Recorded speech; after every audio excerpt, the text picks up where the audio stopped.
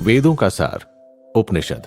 शास्त्रों के अनुसार ऐसा कहा गया है कि 84 लाख योनियों को पार करने के बाद हमें मनुष्य जीवन प्राप्त होता है, लेकिन इसके बावजूद हम इसके महत्व को समझने का प्रयास नहीं करते।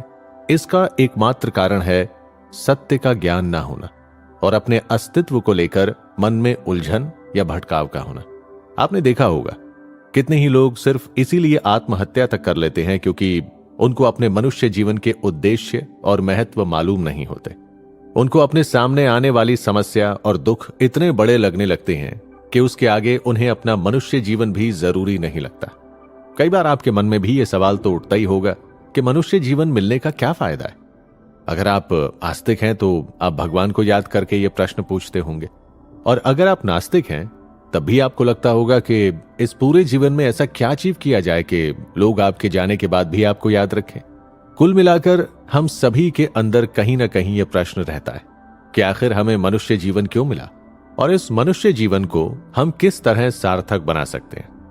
ऐसे कई सारे सवालों के जवाब हमें वेदों में मिलते हैं, मगर वेदों को पढ़ना और समझना इतना आसान नहीं। इसी बात को ध्यान में रखकर हमारे ऋषि मुनियों ने उपनिषदों की रचना की। इस तरह उपनिषद हमारे प्राचीन ऋषि मुनियों की वाणी है जो मनुष्य जीवन के अर्थ, महत्व, धारणाओं और उद्देश्य को स्पष्ट करते हुए हमें परम शक्ति से जोड़ती है। आज हम ऐसे ही 5 मुख्य उपनिषदों के बारे में जानेंगे जो आपके मन में उठने वाले तमाम सवालों के जवाब समेटे हुए हैं।